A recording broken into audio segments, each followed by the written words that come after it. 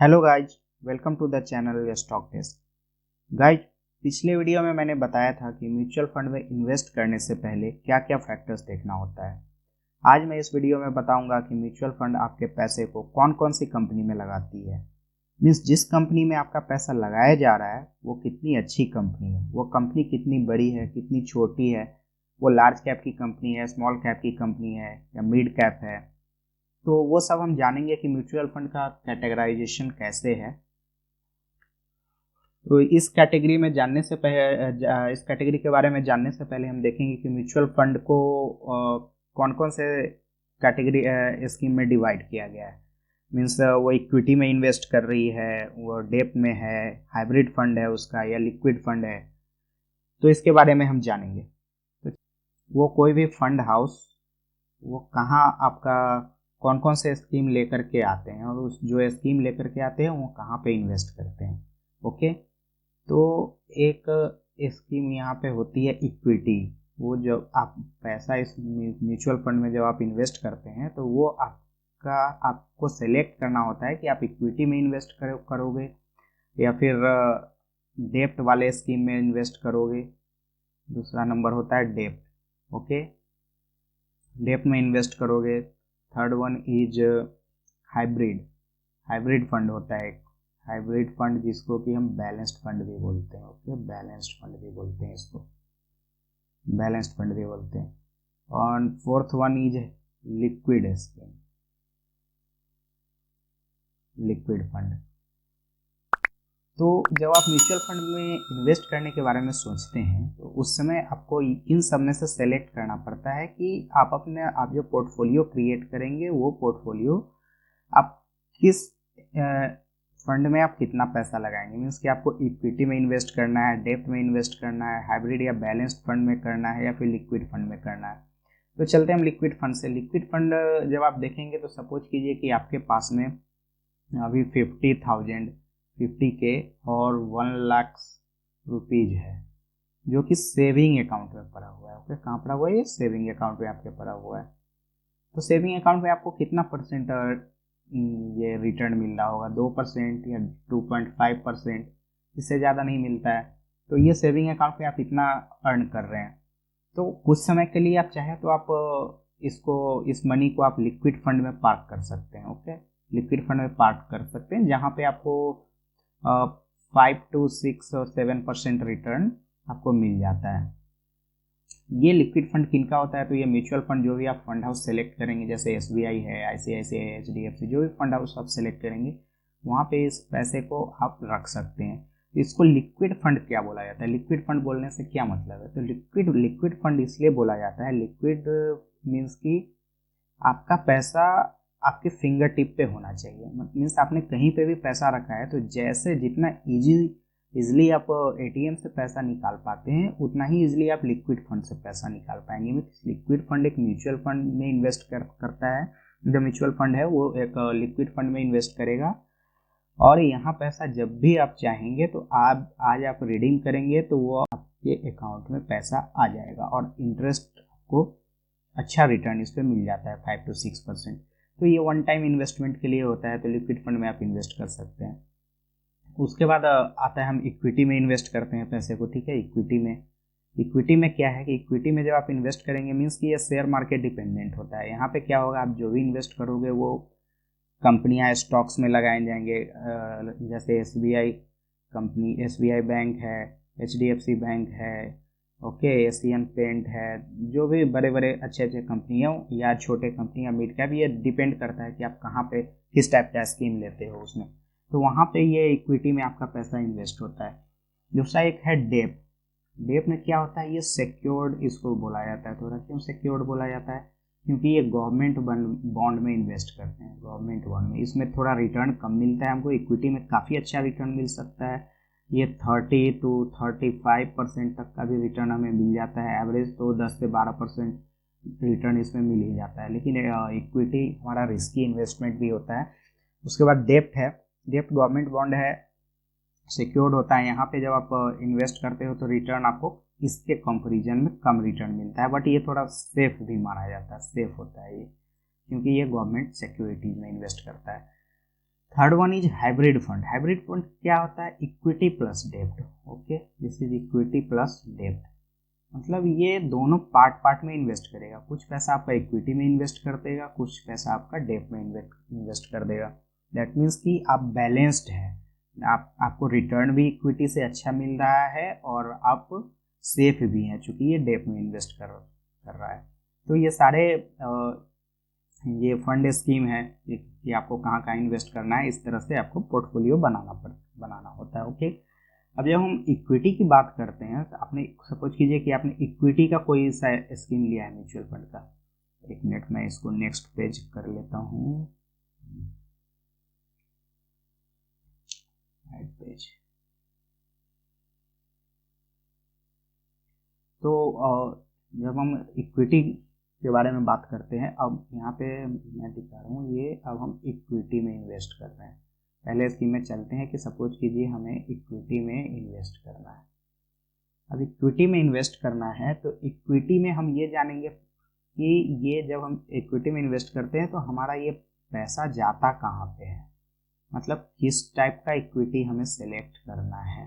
अगर हम ज़्यादा कंजर्वेटिव हैं, मीन्स कि हमें रिटर्न तो चाहिए बट मेरा पैसा भी सुरक्षित हो, तो ये आप ऐसा स्कीम सेलेक्ट करेंगे जो कि लार्ज कैप, यहाँ पे लार्ज कैप कंपनियाँ होती है, लार्ज कैप कंपनियों में इन्वेस्ट करती हो। फिर थोड़ा सा आप मॉडरेट हैं तो आप मिड कैप में ले सकते हैं, और ज़्यादा आप एग्रेसिव हैं मीन्स कि आपको काफ़ी अच्छा हैंडसम रिटर्न चाहिए, आप रिस्क ज़्यादा ले सकते हो, तो आप स्मॉल कैप में इन्वेस्ट कर सकते हो। ओके, स्मॉल कैप में। और एक और होता है वो ये, इसको बोलते हैं multi cap scheme. Multi cap scheme, तो इन सब के बारे में मैं बता रहा हूँ। लार्ज कैप बोलने से क्या मतलब है? लार्ज कैप मीन्स बड़ी कंपनियाँ। बड़ी कंपनियाँ हम कैसे कहेंगे कि कौन सी कंपनी बड़ी कंपनी है?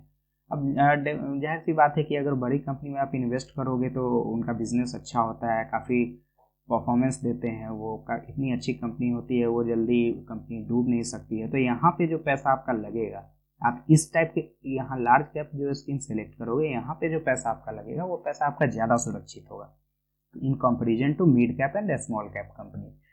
तो लार्ज कैप हम कैसे डिफाइन करेंगे कि लार्ज कैप क्या है? तो इसको बोलते हैं मार्केट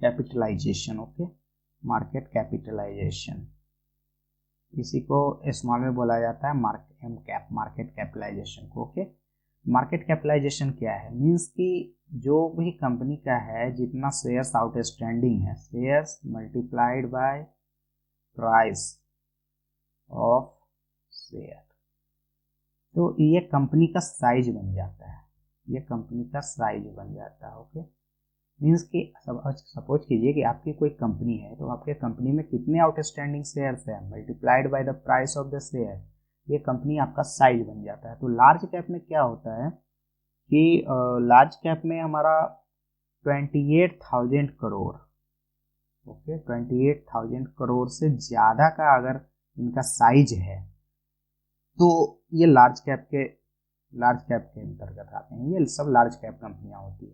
एग्जाम्पल के लिए हम देखेंगे HDFC bank, TCS, Asian paint and so on, बहुत सारे। ये तो जब स्टॉक की लिस्ट देखेंगे उसमें हम देख लेंगे कि कौन सी लार्ज कैप है, कौन सी स्मॉल कैप है। ओके, नाउ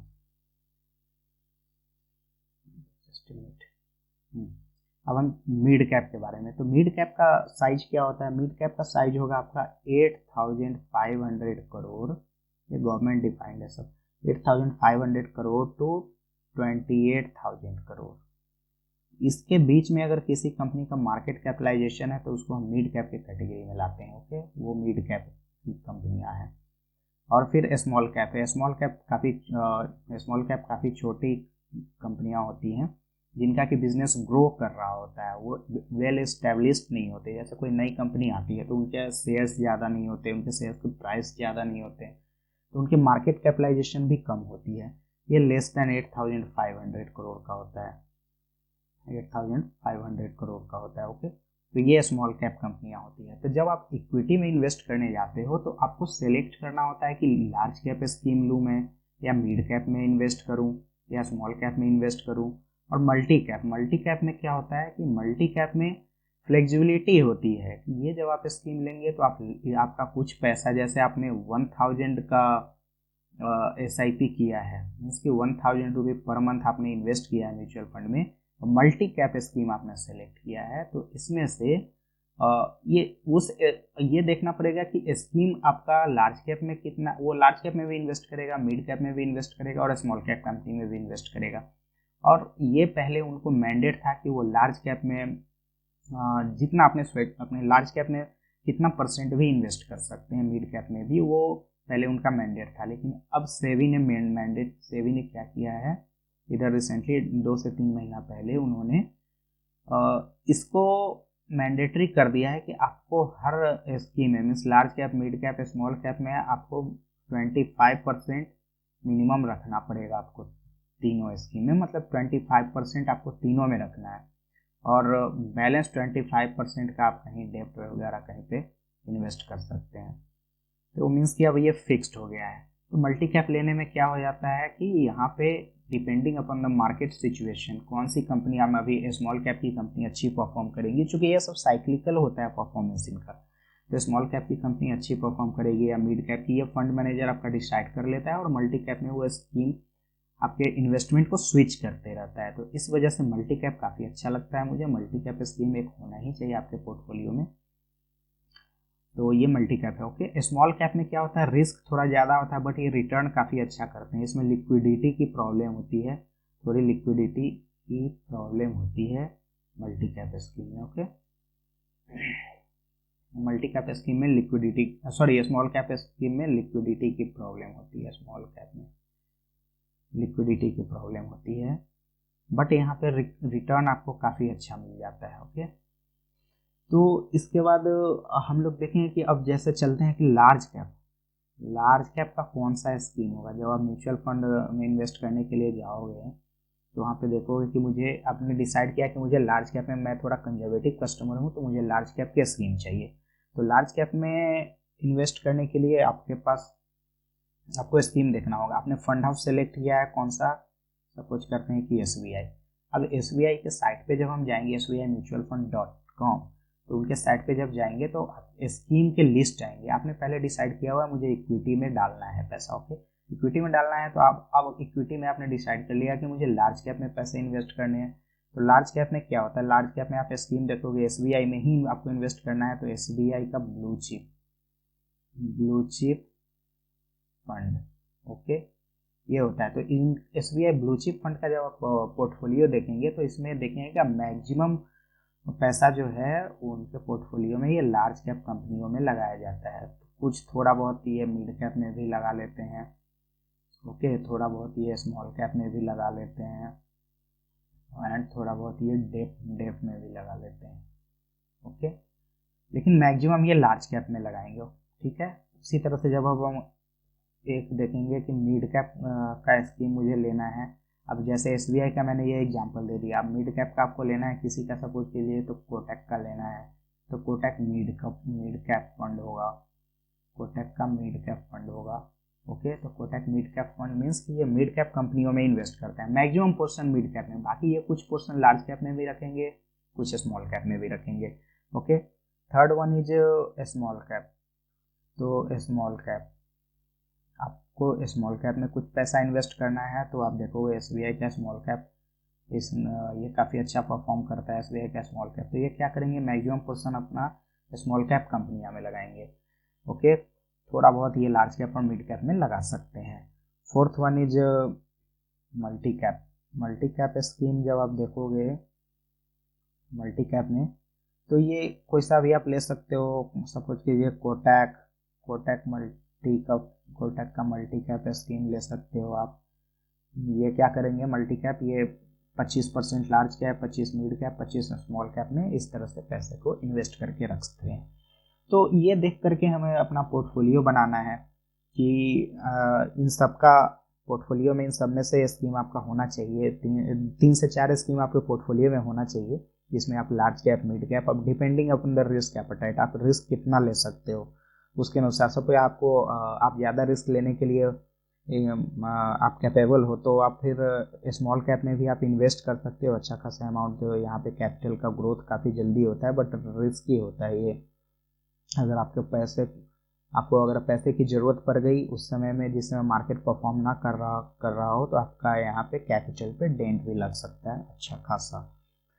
अब आते हैं कि हम इसका मोड ऑफ इन्वेस्टमेंट, इसमें हमने अगर डिसाइड कर लिया है कि हमें इन्वेस्ट तो करना है अब, लेकिन हम कैसे इन्वेस्ट करना है मुझे, तो इसमें आप किस तरह से इन्वेस्ट कर सकते हैं। तो मोड ऑफ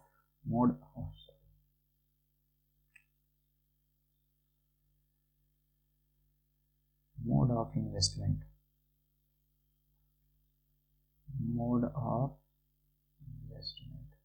ओके। तो इसमें हम कैसे इन्वेस्ट करेंगे। First one is through SIP and second one is lump sum. अब SIP का एडवांटेज क्या है। SIP का एडवांटेज है मिनिमम आप 500 रुपीज से स्टार्ट कर सकते हो। मतलब एक मंथ में आप 500 रुपये इन सब में से किसी भी लार्ज कैप की कंपनी सेलेक्ट कर लिए, या डेप्ट वाली सेलेक्ट कर लिए कोई, या फिर हाइब्रिड फंड सेलेक्ट कर लिए जो कि इक्विटी में भी इन्वेस्ट कर रहा हो, आपका डेप्ट में भी इन्वेस्ट कर रहा हो, ओके। तो इन सब में मिनिमम आप 500 रुपीज से स्टार्ट कर सकते हो मंथली। SIP का मतलब होता है सिस्टमेटिक इन्वेस्टमेंट प्लान। मतलब इन्वेस्टमेंट में डिसिप्लिन होना चाहिए। मीन्स कि जब आप पैसे को ग्रो करने के लिए जाते हो तो आप 500 रुपीज कर रहे हो तो आप SIP डिसकंटिन्यू ना करो किसी महीने में, उसको कंटिन्यू रहने दो। इसको हम डिसिप्लिन्ड इन्वेस्टमेंट बोलते हैं। तो 500 रुपीज से आप इसको स्टार्ट कर सकते हो। ये ऑटोमेटिक आपके अकाउंट से जब आप सेट कर देंगे, रजिस्टर कर देंगे इसको, तो ऑटोमेटिक आपके अकाउंट से 500 रुपीज पर मंथ एक फिक्स डेट को डिडक्ट होते रहेगा और आपको NAV अलॉट होते रहेगा। उसका जो फंड हाउस है उसके तरफ से मेल आ जाएगा। या फिर जिस भी आप अकाउंट से इन्वेस्ट कर रहे हो, फॉर एग्जांपल ET मनी से कर रहे हो, पेटीएम से कर रहे हो, या ग्रोइंग ऐप से कर रहे हो, या माइकेम्स के थ्रू साइट से कर रहे हो, या किसी फंड हाउस के डायरेक्ट उसके साइट से कर रहे हो, तो उस सब में आपको ये फैसिलिटीज रहती है कि आप नेट बैंकिंग के थ्रू इस SIP रजिस्टर कर सकते हो। Second one is lump sum investment. Most of the scheme में 5000 से स्टार्ट होता है। मीन्स की वन टाइम इन्वेस्टमेंट, एक बार आपने इन्वेस्ट कर दिया और छोड़ दिया लंबे समय के लिए, तो इसमें उतना मज़ा नहीं आता है, ओके। क्यों मज़ा नहीं आता है कि सपोज कीजिए मार्केट आज निफ्टी, अगर सपोज निफ्टी 14,800 के आसपास चल रहा है, ओके, तो मीन्स मार्केट काफ़ी टॉप पे है। अभी टॉप पे है तो डैट मीन्स कि सारी कंपनियों का शेयर प्राइस भी काफ़ी ज़्यादा महंगा होगा, अभी प्राइस भी काफ़ी ज़्यादा होगा। तो अभी आपको अभी स्टार्ट करना है म्यूचुअल फंड में इन्वेस्टमेंट, तो अभी आपने इन्वेस्ट कर दिया 5000 रुपीज़, प्राइस कितना है, ज़्यादा है, तो आप जो भी स्कीम लेंगे उसकी NAV हाई होगी। अभी नेट एसेट वैल्यू जो स्कीम की वो NAV हाई होगी, तो आपको लेस यूनिट इसमें मिलेगा। मीन्स कि आपका इन्वेस्टमेंट कॉस्टली हो गया है अभी। और फिर जब मार्केट यहाँ से 14,800 से अगर सपोज कीजिए 10,000 पे आ गया, तो आपका ये 5,000 की वैल्यू क्या रह जाएगी। 5,000 हो सकता है 4,000 हो जाए या 3,000 हो जाए। तो यहाँ पे बेनिफिट आपको नहीं मिलता है। इसमें क्या बेनिफिट है कि मंथली हम इन्वेस्ट करते हैं, तो मंथली हमने 500 किया, तो आज मार्केट टॉप पे है तो हमने सारा पैसा नहीं लगाया, ओनली 500 रुपीज़ लगाया। नेक्स्ट मंथ मैं फ्लिप करता हूँ तो अभी सपोज कीजिए 14,800 है, नेक्स्ट मंथ ये 15,000 टच कर दे, उस समय हम 500 का इन्वेस्टमेंट किए, यहाँ पे 500 का इन्वेस्टमेंट किए, और मार्केट सडनली आ गया 12,000 पे, तो यहाँ पे भी हम 500 का इन्वेस्टमेंट किए, 10,000 पे मार्केट आ गया, तो यहाँ पे भी हम 500 का इन्वेस्टमेंट किए। मीन्स कि आपका जो इन्वेस्टमेंट है ये एवरेज होते जाता है, हाई प्राइस पे भी आपको मिलता है, लो प्राइस पे भी मिलता है, तो आपका इन्वेस्टमेंट यहाँ पे एवरेज हो गया। अब जो आपकी NAV की वैल्यू होगी, जो आपने इन्वेस्ट किया हुआ है, NAV की जो वैल्यू होगी that will be average value हो जाएगी। तो आपने हाई कॉस्ट पे नहीं इन्वेस्ट किया है, ना ही लो पे किया, आपने मिड में किया है, एक एवरेज वैल्यू पे आपने इन्वेस्ट किया है, ओके। तो यहाँ ये बेनिफिट हमें एसआईपी में मिल जाता है और इसमें कंपाउंडिंग काफ़ी अच्छी होती है। अगर आप एसआईपी को ग्रो करने के लिए आप मिनिमम 4 ईयर्स का टाइम दें। जब भी आप एसआईपी करें तो आप रिटर्न इसमें 4 ईयर्स से पहले मत ढूंढें। 4 ईयर्स में ये आपको रिटर्न अच्छा हैंडसम रिटर्न आपको दिखने लगेगा, 10 से 12% के बीच में आपको रिटर्न दिखने लगेगा। तो ये सारे बातें हैं एसआईपी में। म्यूचुअल स्कीम हम कैसे सेलेक्ट करते हैं, कौन से स्कीम को सेलेक्ट करेंगे, ओके। तो इन सब के बारे में मैं इस वीडियो में बताया हूँ। नेक्स्ट वीडियो में जब मैं आगे, अभी तो काफ़ी टाइम हो गया है, नेक्स्ट वीडियो में मैं बताऊंगा कि आपको पोर्टफोलियो कैसे कंस्ट्रक्ट करना है। आप जब म्यूचुअल फंड का अपना पोर्टफोलियो बनाते हैं तो पोर्टफोलियो बनाने से पहले आपको क्या क्या चीज़ देखना है। जैसे टाइम, आपका गोल डिसाइड करना होता है कि आप किस चीज़ के लिए इन्वेस्ट कर रहे हैं, कितने समय के लिए इन्वेस्ट कर रहे हैं, आप कितना रिस्क ले सकते हैं, ओके। फिर उसके बाद आप एसआईपी का अमाउंट कैसे डिसाइड करेंगे। एसआईपी का अमाउंट, जब सब कुछ चीज़ें आपने मैरिज के लिए, किड्स के मैरिज के लिए अपने पैसा को ग्रो करना है तो उसमें आपको कितने समय बाद आपको पैसा चाहिए होगा। आप अभी एट प्रेजेंट खर्च कितना, अगर सब कुछ ये कोई 20 लाख खर्च करता है तो 5 और 10 ईयर्स बाद उसको कितना मतलब पैसे की आवश्यकता होगी। सब कुछ 40 लाख में वो मैरिज करेगा, मतलब उस मैरिज पे 40 लाख खर्च करेगा, तो अभी कितना, अगर हम इस पे 10% का रिटर्न हम मान लेते हैं तो उस 10% के रिटर्न से अभी हमें कितना एसआईपी करना पड़ेगा, जो कि एनुअल 10% रिटर्न मिले तो हम 40 लाख तक अचीव हो जाए। इस तरह से रिवर्स कैलकुलेशन हम लोग करेंगे और डिसाइड करेंगे कि इन सबको देखते हुए कि हमें कौन सा स्कीम लेना है, पोर्टफोलियो में कितने स्कीम्स रखने हैं और कौन कौन से स्कीम रखने हैं, लार्ज कैप में का कितना स्कीम रखना है, स्मॉल कैप का कितना रखना है, मल्टी कैप का कितना रखना है। तो नेक्स्ट वीडियो हमारा पोर्टफोलियो डिजाइन पे होगा, पोर्टफोलियो डिजाइन हम लोग करेंगे, ओके। और पोर्टफोलियो डिजाइन के बाद उसके बाद हम चलेंगे कि मनी को और कहाँ पे इन्वेस्ट किया जा सकता है। तो ये सारे नेक्स्ट वीडियो में कवर करूँगा। तो तब तक के लिए थैंक्स गाइज, मिलते हैं नेक्स्ट वीडियो में। Thank you.